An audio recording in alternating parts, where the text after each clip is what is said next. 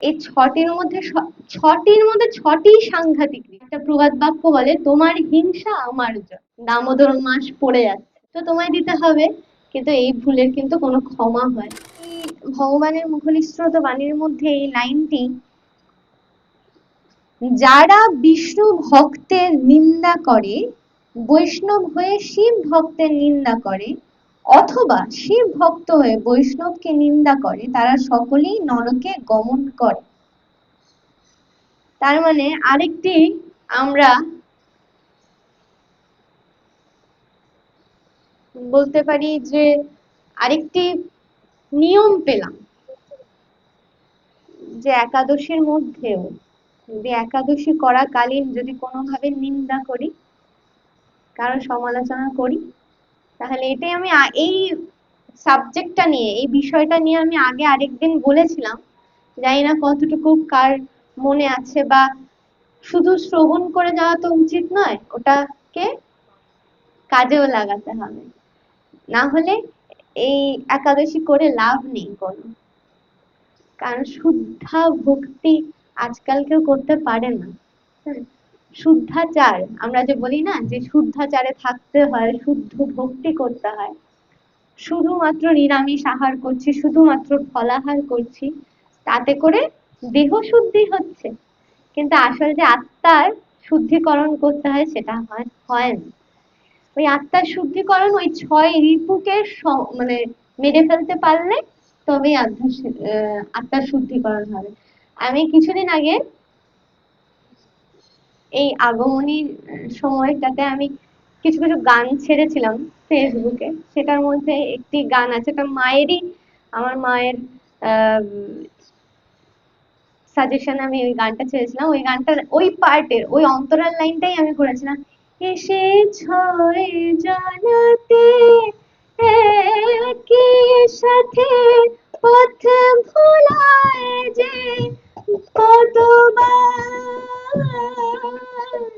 এসে ছয় জনাতে একই সাথে পথ ভোলায় যে কতবার। এটা ৬ জন বলতে ৬টা রিপুর কথা বলা হয়েছে, ঠিক আছে? এটা প্রত্যেকটা বার আমাদেরকে কিন্তু বদ ভোলানো, তাদের কাজই এটা।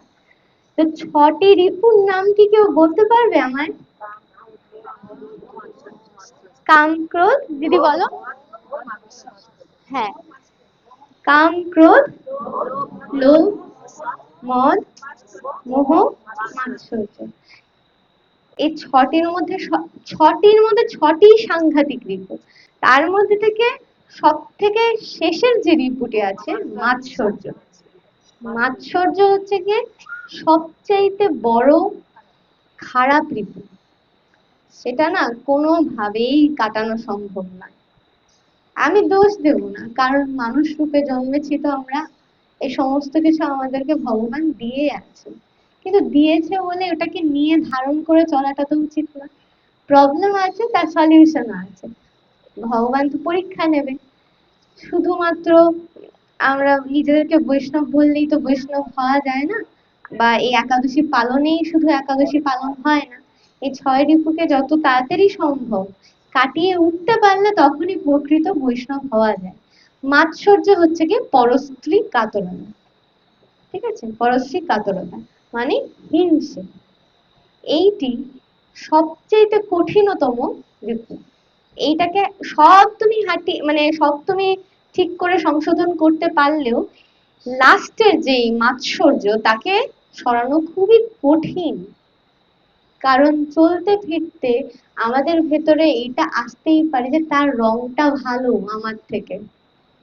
এটা মানুষের সাইকোলজিক্যাল জিনিসপত্র, তার রংটা আমার থেকে ভালো। তো ভালোকে ভালো ভালো না বলে চলে আসে কি খারাপটা চলে আসে, যে ওর কেন ভালো। ক্লাসের মধ্যে যেই স্টুডেন্টটা সব থেকে ভালো রেজাল্ট করে তাকে কিন্তু ব্যাক বেঞ্চে যে বসে থাকে সে কিন্তু একটু হলেও হিংসা করবে, কিন্তু হিংসে করে কি তার কোনো লাভ হবে? হবে না। তুমি যদি সেই সমান পরিশ্রম করতে পারো তাহলে সেটা করে দেখাও। তুমি যদি সেই পরিমাণ নিজেকে অনুশীলনে আনতে পারো, সেটাই তো কিন্তু তুমি যত হিংসে করবে তুমি অধঃপতনের দিকে আগাবে। মা একটা প্রবাদ বাক্য বলে, তোমার হিংসা আমার জয়। তাই হিংসা করে লাভ হবে না গো।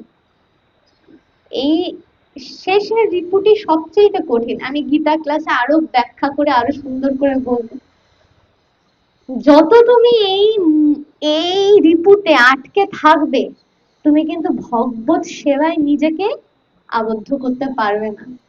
দামোদর মাস পড়ে যাচ্ছে, দাম মানে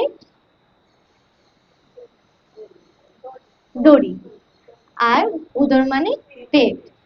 এই মাসে ভক্তের কাছে ভগবান আটকে দেয়, ঠিক আছে, দামোদর মাসটাকে আমি ভক্তের ভক্তি দড়ি দিয়ে ভগবানকে আটকাবো। কিন্তু তুমি যদি এই 6 চক্রের মধ্যে পড়ে থাকো না, ভগবান তোমার হাতে আসবে না যতই তুমি করো।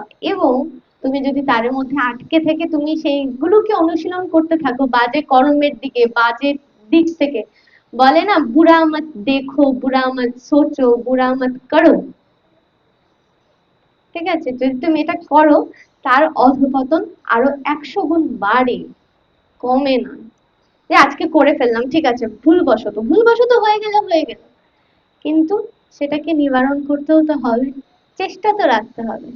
আত্মার শুদ্ধিকরণ না হলে কি করে হবে? দেহ শুদ্ধি থেকেও বড় জিনিস হচ্ছে আত্মার শুদ্ধি। গঙ্গা দিয়ে আমরা দেহ শুদ্ধ করি, কিন্তু গঙ্গা কিন্তু আমাদের মন শুদ্ধ করতে পারে না। সেই গঙ্গা হচ্ছে গিয়ে তোমার নিজস্ব ভক্তি গঙ্গা, জ্ঞান গঙ্গা। একাদশী পালন করো, কিন্তু সব দিক থেকে ভেবে চিন্তে পালন করো, নিষ্ঠাপূর্বক ভাবে সবকিছু মেনে পালন করো। শুধু পুঁথিগত কিছু জিনিস নিয়ে আমরা পালন করলে সেটা হবে না। তাই এটাকে মা আরেকবারও বারবার করে বললো যে এটা আরেকবার পড়ো, এটা খুব কঠোর একটি কথা, যে কথাটা আমাদের মানাটা খুব দরকারি। শিব ভক্ত কেন বলা হয়েছে? কারণ হচ্ছে গিয়ে মহাদেব হচ্ছে গিয়ে বৈষ্ণব, পরম বৈষ্ণব। তার ব্যাপারেও কিন্তু বলা একদমই না, তিনি তো দেবাদিদেব অবশ্যই। উনাকে দেখে আমাদেরকে এক্সাম্পল দিয়েছে যে বৈষ্ণব, বৈষ্ণব সম্বন্ধে কটু কথা, নিন্দা কথা অচেতন ভাবেও যদি চলে আসে, হরি হরি, যাতে এরকম ভুল কোনো সময় না হয়। কারণ এই ভুলের মাসুল তো তোমায় দিতে হবে, কিন্তু এই ভুলের কিন্তু কোনো ক্ষমা হয় না।